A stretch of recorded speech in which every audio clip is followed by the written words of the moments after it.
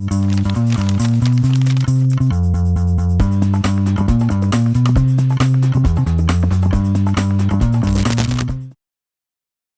boa noite, estamos começando mais um podcast. Dessa feita, um assunto bem relevante. Vamos comentar sobre uma síndrome que se faz uma doença rara, mas de suma importância à população e todos os profissionais. Esse que vos fala é o Marciel, professor da disciplina de Patologia Geral e, mais especificamente, hoje ministro a aula no segundo período de Odontologia.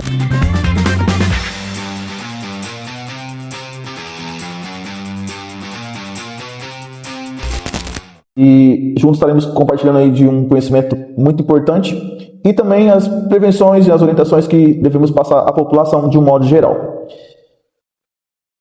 Quando se fala de síndrome, pensamos em várias coisas e às vezes até algumas anomalias ou mudanças morfológicas, estruturais no nosso corpo ou talvez até na nossa genética, mas que umas talvez mais complexas, outras menos, só que ela chama um pouco a atenção.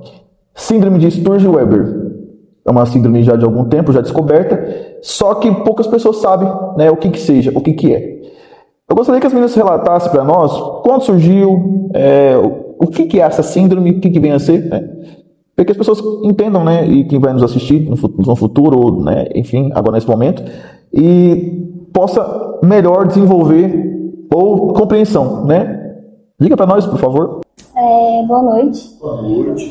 A síndrome de Sturge-Weber, ela começou a ser estudada em 1860 e o nome dado a essa doença é em homenagem a dois médicos, o Dr. Sturge e o Dr. Weber, que contribuíram em diferentes épocas para a descoberta da doença. Essa síndrome, ela é uma síndrome rara, congênita, ou seja, que acontece desde a vida embrionária. E ela atinge principalmente a região da cabeça, né? A pele, os olhos e o cérebro. Suas características clínicas, ela é identificada através de uma mancha vermelha, que dá nas regiões da face, pode ser apenas de um lado ou dos dois lados, e convulsões epiléticas também, e dificuldades, atrasos neurológicos. Sim, professor, e como ela é uma síndrome hereditária, ela não acontece de mãe para filho. Ou seja, essa mutação ela acontece na formação mesmo, na fecundação do embrião. Então, ela não vai passar de mãe para filho, ela não passa de gene do masculino, do feminino, ela apenas acontece pela mutação do gene GENAC. No caso, ela não é hereditária, né? Isso. Não passa de não pai é, pra aliás, filho. não é hereditária. Ela não passa de mãe para filha. Ela já acontece no desenvolvimento embrionário. Muito relevante, interessantíssimo. Tem algum exame que consiga detectar isso? Ou na própria, quando a mãe está gerando o filho, consegue já detectar? Ou tem alguma coisa já moderna para isso? Então, normalmente essa doença é descoberta no nascimento da criança, quando o bebê nasce, e talvez em alguns casos específicos pode fazer uma ressonância magnética, mas não necessariamente vai identificar essa síndrome. Mas o médico pode, simular que pode ter algo de errado. Porque para identificação dessa síndrome, ela é estética. Ela causa uma mancha bem avermelhada, roxa, às vezes até roxa. Então é estético. Quando acontece o nascimento, que vai fazer acompanhamento com o dentista, com os médicos, é bom já observar se já tem a presença dessa mancha. Ela pode acontecer em qualquer parte do corpo. Dependendo de onde ela acontece, é o que ela vai causar. Por exemplo, ela pode acontecer dela vir na parte frontal, pode ser no occipital, que pode causar glaucoma, ou pode acontecer dela vir na parte do rosto, assim, abaixo do nariz, que pode alterar a formação óssea, que a maxila pode crescer deformada. Então, depende muito de vários fatores. Muito interessante. Essa questão aí do nascimento, às vezes se torna ruim porque quando a pessoa se dá conta, às vezes o pai, né, a mãe acompanhando tudo ali, né, todo o planejamento, tudo, o desenvolvimento da criança, aí daqui a pouco a criança nasce e leva um susto, né? E como que é isso? É um preparo, né? Porque, vamos supor, você chega pro pai e fala assim, olha, seu filho tem uma síndrome de Sturge-Weber, e aí? cara vai falar, poxa, mas você falou que o meu filho estava perfeito e tudo certinho. Então, teria que ter uma cautela, né? Qual que seria a visão de vocês? Porque, pensa, gerou todo o tempo, 9 meses aí nasce com... Na verdade, tem que ter uma preparação dos dois lados, tanto da família, entender o caso, e principalmente do profissional que vai estar comunicando, tanto o médico quanto o dentista, porque essa síndrome ela é trabalhada em vários profissionais, ela não só com dentista. Por exemplo, a parte neurológica, que afeta os vasos sanguíneos, já vai com o neurologista, a parte de dermatologia, por causa das manchas, tem tratamento, oftalmologista, porque ela, se for dela acontecer na parte frontal, pode causar glaucoma, então já tem que tratar com um oftalmologista. Então é um conjunto de profissionais que tem que estar capacitado para passar essa informação para o familiar ou para o responsável. Pois me chama a atenção porque como tem uma mutação, então talvez deveria ter um exame, né? Eu não sei se por sangue consegue ver isso, para poder direcionar o local certinho, porque aí, que, no meu ponto de vista, poderia já passar para o médico para que o especialista, vamos supor, não, a criança vai nascer com a mutação, né, o gene, como foi comentado, no local X, então já encaminhar essa criança, essa mãe, junto a questão, né, a gestação ali, para que esse médico também já acompanhe. Anteriormente, ela acontece na mutação. Então, quando a criança nasce, que os pais e os responsáveis e até os profissionais que estão acompanhando a família que vai perceber. Então, esse acompanhamento é só após o nascimento. A principal característica é a mancha avermelhada na face. Todo mundo que tiver essa síndrome vai ter essa mancha. Interessante. Tem essa mancha que vocês comentaram, tem alguma borda? É muito definida? Depende. Por exemplo, quando a criança nasce, essa mancha ela é bem plana e uma cor bem leve. Porém, tem tratamentos com laser, tem um acompanhamento certinho do início. Se esse acompanhamento não for feito da maneira correta com o neurocirurgião da família, essa mancha ela pode começar a ficar espessa e mais roxeada, que vai causar mais vascularização dos vasos, que pode afetar a oxigenação no cérebro. Aí que a pessoa pode ter epilepsia, pode desmaiar. Aí já vem outro acompanhamento de um fisioterapeuta, porque as pessoas têm que fazer o acompanhamento não só com o dentista. O dentista é o mais fácil de reconhecer, porque é na face, né? É o mais próximo. Porém, tem o acompanhamento também com um fisioterapeuta, porque essa síndrome ela pode afetar uma parte do corpo, perder o movimento.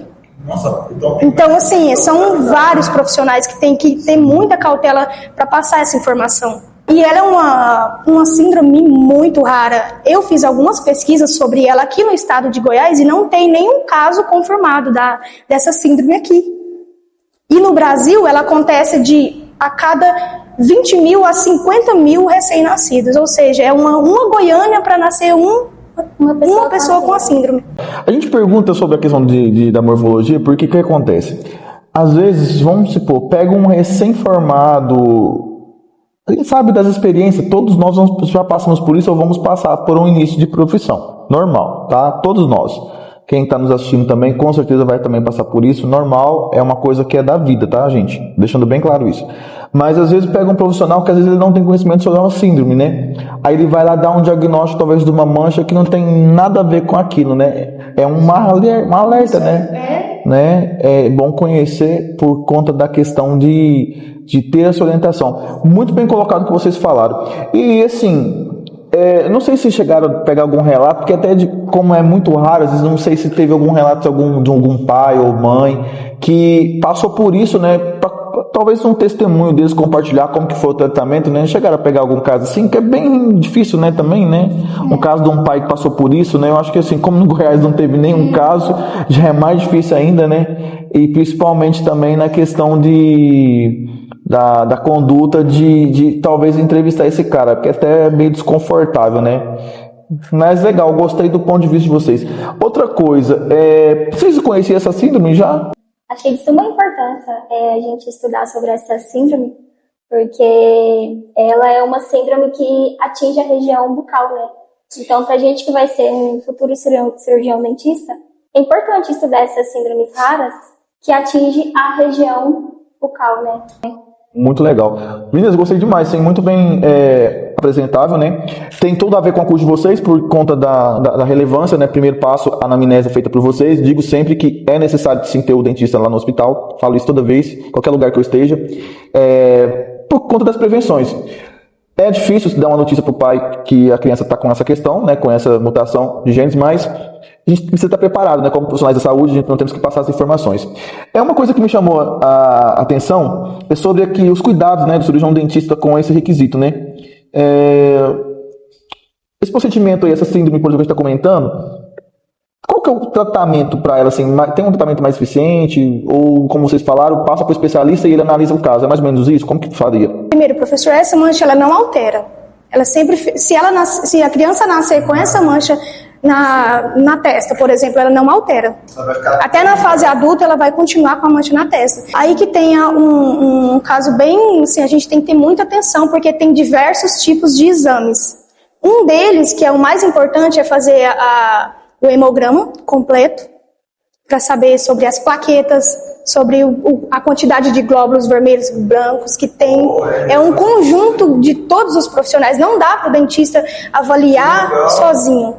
Porque ele pode olhar aquela mancha e, uma mancha de nascença, né, que as pessoas costumam falar. E, na verdade, é um caso muito além.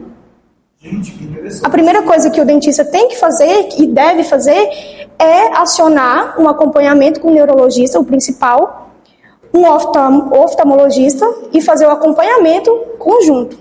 O dentista só, de mera importância, é claro, mas só o dentista ele não consegue resolver o problema. Tem a parte de fisioterapia, tem a parte pode perder a visão. Problema isso aí. Porque, na verdade, professor, ela é uma alteração dos vasos. Então, ou seja, quanto mais vermelha ela ficar, quanto mais espessa essa síndrome ficar no rosto da criança ou do adulto, mais difícil vai ser o dentista fazer um procedimento. Por exemplo, vamos supor que essa mancha está afetando essa região, parte da maxila, parte da mandíbula. Aí você vai fazer uma anestesia, por exemplo. Tem uma concentração muito alta de vasos aqui. Pode causar sangramento intenso. A gengiva ela pode ficar bem espessa. A gengiva ela não fica normal, ela fica mais grossa. Então a dificuldade do dentista vai ser o dobro. Ele já tem que de imediato fazer. Por isso que é importante. Por isso que é importante procurar um dentista que tenha especialização para atender esse tipo de pessoas com essas necessidades especiais, porque acaba que não é simples, né? Gente, eu vou contar uma coisa para vocês. Pelo que a gente está avaliando ou estudando, cada dia que passa, essas mutações elas estão ocorrendo muito. Claro que, às vezes, de uma forma desacelerada. Tem muitas outras síndromes, né? Se fôssemos falar todas aqui, passaríamos muitas horas. Mas chega um momento que começa a não ser rara mais, começa a ser meio comum, né? E nós temos que estar pronto. Muito legal esse conjunto de coisas. É muito complexo mesmo. Realmente, eu pensava que fosse mais branda. E eu fico pensando assim, como é muito complexo, porque se confunde com muitas outras patologias também, a gente comentando aqui, principalmente por dermatologista isso é muito mais difícil, eu falo, que o dermatologista ele verifica de vários ângulos, mas às vezes especificamente por questões de não ter uma borda definida, uma coloração bem apresentável, pouco diferente, pode dizer assim, são cautelas que todos os médicos, né, tanto o dermatologista, né, os dentistas, clinicamente falando, o farmacêutico também algumas coisas para indicar algo de primeiro socorro até que a pessoa procure especialista também é um problema sério também, precisa ter se atentar. Então, de um modo geral, temos que conhecer quase todas as patologias, ou pelo menos muito, para a gente poder dar uma palavra de conforto para aquele paciente, orientar os pais eticamente, né, porque a situação realmente é de abalar psicológico, né. Como eu disse, afirmando, depois de tudo pronto, nasce a criança, depois você vai entregar para o pai, o hospital entrega o seu filho com esse negócio. Então assusta um pouquinho. Muito relevante. Mundialmente falando, então, se a gente for colocar aí, se fosse, daria até para contar os casos, né, que foi protocolado, bem sério, né? Eu não sei se chegaram a pegar algum dado assim, que eu sei que como já é raro a doença, pode ser que talvez muito pouco caso também gráficos que relatam, né? Então eu creio que seja bem relevante. Meninas, muito obrigado, foi muito bacana, né, a participação de vocês e muito assertivo, né, muito foco. E aquilo que a gente sempre comenta, não podemos assim deixar a frase muito pontual, prevenir é o melhor remédio. No caso da síndrome, infelizmente, por conta de instrumentos, nós sabemos que não é possível, então é um comportamento, que isso pode ocorrer pós-nascimento. Mas, se caso verificar a questão, né, os sinais, procurar o médico imediatamente, de preferência procurar o primeiro passo, né, primeiro momento o dentista, né, o odonto, depois assim, um dermatologista ou um médico que tem especialidade no assunto. Tem muitos profissionais aí que são, né, tem conhecimento, porque síndrome é uma coisa muito séria e constata de uma mutação, né, no genes, tem que ser algo mais, né, profundo. Inclusive tem um médico agora também que cuida dessa parte, que é mais focado para profissionais no geral da área da saúde, mas como questão genética, né, então também abrange também essa parte ali. Prevenir, então, sempre é o melhor remédio. Orientação nunca é demais, sempre é importante orientar. Se você tem um conhecimento, passa adiante, né? Não guarde para você, você pode salvar vidas. Vidas que eu falo não somente da morte, mas também questões psicológicas. Psicológico também é algo sério, precisa ser tratado e principalmente precisamos ter um alívio. Dependendo do que você recebe como notícia, isso pode te abalar por tempo, né? Então, a melhor coisa, sempre com o médico, é informar seu paciente o melhor tratamento e a melhor orientação para que ele seja feliz, tenha uma vida plena e tranquila e principalmente paz de espírito, que o cara consiga aí viver anos sem nenhuma prescrição e também não levando aquilo para uma coisa grave, né? Quando eu falo isso, para aquela questão de não, eu não consigo mais, eu não posso e não vou ter problemas. Não, problemas claro que já tem, mas vamos tentar resolver de uma outra forma, porque tem cura, então é possível sim, né, uma reversão. Muito obrigado e até a próxima oportunidade.